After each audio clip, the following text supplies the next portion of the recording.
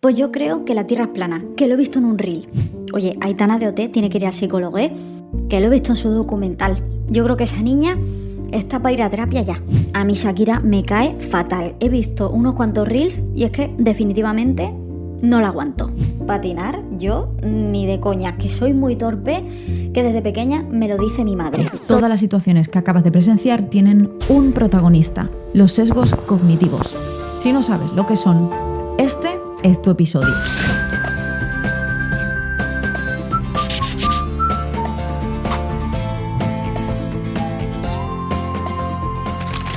Hola chicos, bienvenidos a vuestro podcast favorito de psicoterapia.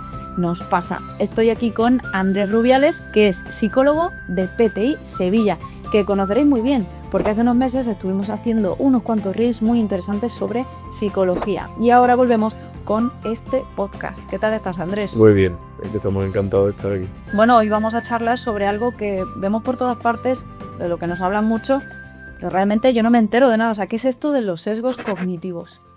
Bueno, los sesgos cognitivos son una serie de errores sistemáticos que surgen o que se derivan de invertir de manera automática o inconsciente menos energía igual de la que deberíamos a la hora de tomar decisiones, ¿no? También a modo de ahorro energético y ahorro de ser eficientes y eficaces. Bueno, eficaces no, más eficientes, ¿no? Sí. Pero en muchas ocasiones también poco precisas.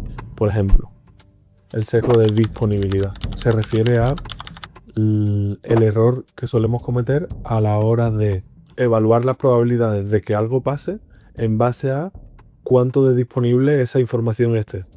Por ejemplo, algo más como concretado, ¿no? Este ejemplo. Cuando hubo este accidente, creo, de Ryanair, ¿no? De avión, en Canarias, creo que fue. Esto fue muy sonado en las noticias, ¿no? A pesar de que luego la probabilidad de accidentes de aviones sea realmente baja y sea un medio de transporte de los más seguros. Esto era algo como muy sonado en las noticias, aparecía en todos los telediarios, a todas horas, ¿no? Entonces el hecho de que esta información estuviese tan disponible hizo que la gente de repente dejase de comprar billetes de avión, ¿no? Y es aquí donde aparece el sesgo, en verdad, ¿no? Qué interesante. O sea, es algo realmente que está en nuestro día a día y en muchas de las cosas que vivimos y que hacemos continuamente. De hecho, se me viene a la mente algo que creo se da mucho en todos nosotros. Cuando somos pequeños y nos dicen continuamente que, por ejemplo, somos unos torpes. Si esto te lo dicen sistemáticamente, ¿de qué forma te puede afectar en el futuro y qué tipo de sesgo se produce aquí? Bueno, no sé si sería preciso hablar de sesgo en este ejemplo concreto, porque creo que los sesgos es algo que ocurre más a corto plazo, ¿no? En el momento, es como un análisis momentáneo, se podría decir, ¿no? Vale, sí. En este ejemplo estamos hablando de algo que se va cociendo, ¿no? De alguna manera, que se va generando, que se va desarrollando con diferentes exposiciones a un entorno en el que te dicen, por ejemplo, ¿no? Esto que estabas tú comentando, que no eres lo suficiente o que eres muy suficiente, ¿no? Pueden como en las dos direcciones, ¿no? Imagínate que, o sea, como que tus padres o tus profesores te dicen continuamente que eres de cierta forma. No, es que tú eres muy torpe, no es que tú no te coordinas. Podríamos hablar de, en ese preciso instante, ¿no? Cuando eres un niño, ¿ahí qué tipo de sesgo se puede producir? Bueno, este evento, o esta serie de eventos, o la respuesta que podemos tener derivada de esta serie de eventos, se explica muy bien, creo que a través de un experimento, ¿no? Que se hace. No recuerdo exactamente la fecha, pero creo que entre los años 60 y los 70 en Estados Unidos, que es el experimento del efecto Pigmalión. Ah, sí. O el de la profecía autómata. Sí, he oído hablar de ello, pero no sabía exactamente qué es. Bueno, por explicarlo de una manera muy general, básicamente dividen a una clase en dos grupos de manera aleatoria. A un grupo lo refuerzan, le dicen que tienen muy buenas capacidades, que tienen muy buenas habilidades, que son buenos alumnos, ¿no? Según se entendía. A otro grupo le dicen que que no son tan buenos alumnos, que les cuesta más, que molestan más en clase, que todo esto, ¿no? Lo que se ve a final de curso, cuando estos dos grupos reciben esta diferencia, ¿no? de trato, es que los alumnos que reciben un trato más favorable, al menos verbalmente, Sí. luego académicamente tienen muchas mejores notas, ¿no? Tienen mejor conducta, tal y como se espera que deben tener, ¿no? Y a diferencia del otro grupo, ¿no? Que, bueno, son más problemáticos en clase, tienen una tendencia a veces más depresiva, más ansiosa, y luego a nivel académico no tienen un desempeño tan elevado como tiene el otro grupo. Fíjate que estamos hablando de algo muy común, ¿no? Esto mítico de que el profe dice, sois la peor clase que he tenido de todos mis años de carrera, ¿no? O sea, eso realmente puede afectar negativamente, pues fíjate, al rendimiento escolar. Sí. Es lo mismo que este efecto se ha producido, digamos, por un familiar cercano que por un profesor, o sea, ¿realmente tiene las mismas consecuencias? O sea, ¿te produce el mismo trauma? No sé cómo, no sé si se puede definir así. Bueno, yo creo que es difícil responder a esta pregunta, ¿no? Pero creo que el impacto de este tipo de premisas, ¿no? O de frases que se imponen o que se lanzan a alguien son más potentes si es tu figura de apego principal. Vale, vale. Depende de la situación, tu profesor puede ser tu figura de apego principal. No es lo normal, ¿no? Claro.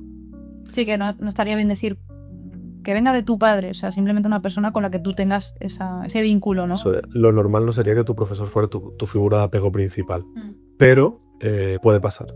Aún así, aunque el profesor no sea comúnmente tu figura de apego principal, también es una figura de referencia, ¿no? Una figura de referencia, una figura de autoridad. Sí. O sea que también puede tener un impacto. No creo que más que la figura de apego principal, como te decía antes, pero creo que también puede ser importante, ¿no? Las consecuencias. Sí, joder, al final esto de los sesgos cognitivos es una palabra como complicada, pero en realidad está en nuestro día a día.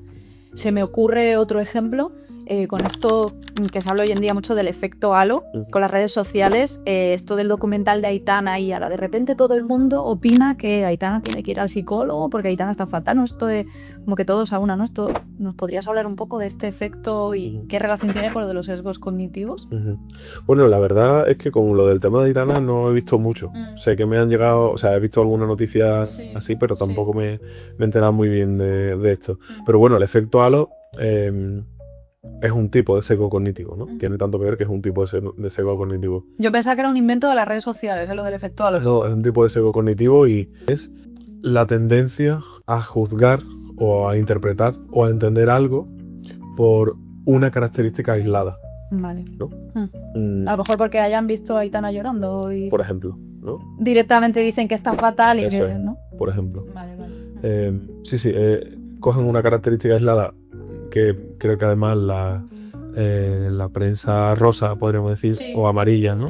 Se encarga muy bien de seleccionar este tipo de características, ¿no? Y en base a eso construyen toda una imagen, ¿no? O toda una interpretación de algo. Sí. Bueno, y esto puede estar relacionado con esto del sesgo de confirmación también en las redes sociales. O sea, al final también tengo la sensación de que todos vamos creando nuestra opinión a base de reels y de mini post y de lo que hemos visto a otras personas decir en las redes sociales. Entonces esto también podría estar relacionado. Bueno, seguramente, ¿no? Seguramente. Es cierto que los sesgos rara vez aparecen aislados, ¿no? Son como, normalmente es un entramado, ¿no? De ellos. Sí. Pues es probable que alguien que reciba esta noticia intente confirmar su creencia de que Aitana está muy mal, ¿no? Entonces, pues va a un concierto de Aitana y de repente, no lo sé, un músico se confunde, claro, un músico se confunde en una nota, ella mira para atrás y la persona piensa, ¿ves? Que está cabreada porque está muy mal. Sí, además pasa mucho en los reels que vemos y tal, que están continuamente como intentando ver ese momento en el que tal famoso o en el que tal persona, ¿no? Para confirmar lo que... Nuestras creencias. O sea, dirías realmente, bueno, hoy en día la opinión pública está en las redes sociales, eso lo sabemos todos. Antaño estaban los medios de comunicación como un periódico o la radio y ahora son las redes sociales como Instagram, como TikTok, etc. O sea, claro, al final dirías que gran parte de nuestra opinión y de la percepción que tenemos de nuestro mundo y de la realidad están también involucrados estos sesgos, como por ejemplo el de confirmación. En gran medida. Sí, hombre, los sesgos siempre han estado ahí. incluso antes de que las redes sociales, como las conocemos hoy en día, existieran, ¿no? Sí. Bueno, antes de que hubiese Instagram había otro tipo de redes sociales que pues, las cartas o verte en la plaza del pueblo era un tipo de red social, ¿no? También. Pero bueno, los sesgos siempre han estado ahí y yo creo que siempre estarán ahí. Como comentamos al principio, al final es una manera de ser más eficientes, ¿no? No eficaces, pero sí eficientes. Oye, Andrés, y toda esta experiencia que tienes tan amplia con todos tus pacientes, ¿en qué sentido esto de los sesgos cognitivos puede afectar en nuestro día a día? ¿Puede llegar a afectar de manera negativa? ¿Cómo funciona esto? Bueno, un poco el funcionamiento natural de los sesgos cognitivos es positivo en tanto y en cuanto ahorramos energía a la hora de tomar decisiones, ¿no? Si no fuese, o sea, si los sesgos cognitivos no aparecieran, nos sería muy difícil tomar decisiones que tomamos de manera muy simple, como por ejemplo el simple hecho de sacar un paraguas porque hemos visto una nube, ¿no? O sea, simplemente en esa decisión de coger el paraguas para salir sin fuera puede estar involucrado algún tipo de por ejemplo, ¿no? Vale. De hecho, bueno, podríamos hablar incluso del efecto halo, ¿no? Vemos una nube un poco más gris de la cuenta y ya pensamos que va a llover mucho, ¿no? Vale. Pues estamos jugando una situación por una característica, ¿no? Pero a lo mejor no estamos teniendo en cuenta la presión atmosférica, la temperatura, la humedad y las diferentes variables que pueden estar influyendo a que vaya a llover o no vaya a llover, ¿no? Entonces, teniendo esto en cuenta, o sea, ¿en algún momento actuamos de manera que no hay ningún sesgo en juego o es algo casi inherente a nosotros?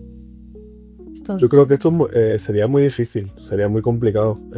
O sea, realmente la pregunta sería, ¿estamos continuamente, ejercen esa influencia tan fuerte en nosotros de forma continua todos estos sesgos que realmente alguna vez actuamos de forma en bruto, por así decirlo, como tabula rasa? No sé cómo definirlo, pero realmente... Hombre, yo creo que esto es muy complicado, ¿no? Al final estamos rodeados de mucha información.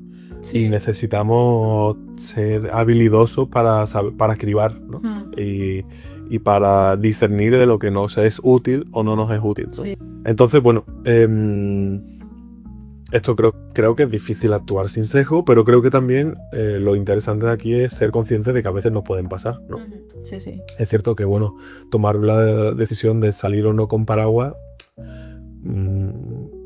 rara vez será una consecuencia de vida o muerte, ¿no? Pero bueno, yo creo que lo interesante de esto es saber que existen y saber que están ahí, ¿no? Para ver en qué medida esto me está condicionando en cuestiones que pueden realmente ser un poco más trascendentes, ¿no? Que saber si va a llover o no va a llover. Bueno, Andrés, pues muchísimas gracias. La verdad que he flipado con todo esto de los sesgos. Ahora me voy a poner a buscar toda la lista porque supongo que será interminable. Y os animamos a todos vosotros a hacerlo también. Muchísimas gracias por estar con nosotros. Gracias a ustedes. Tu cerebro odia no saber, pero a veces prefiere una mentira convincente a una verdad incómoda. El cerebro es adicto a la certeza, incluso si esta es falsa. Cuando algo no tiene explicación inmediata, tu mente no se queda en silencio, lo rellena. Pero rara vez lo hace con opciones positivas, porque tu sistema nervioso está diseñado para detectar amenazas. Por ejemplo, si alguien te deja en visto, tu cerebro no piensa, seguro que está ocupado. No, se lanza a la paranoia. Me ignora, he hecho algo mal, no le importo, porque la incertidumbre es incómoda y el miedo es familiar. Te proponemos este hack de vida. La próxima vez que estés súper seguro de algo, pregúntate, ¿qué otra explicación podría tener esto que me estoy contando? ¿Qué pruebas tengo de que esto es verdad? Muchísimas gracias por compartir con nosotros este caos compartido. Y recordad, a nosotros también nos pasa.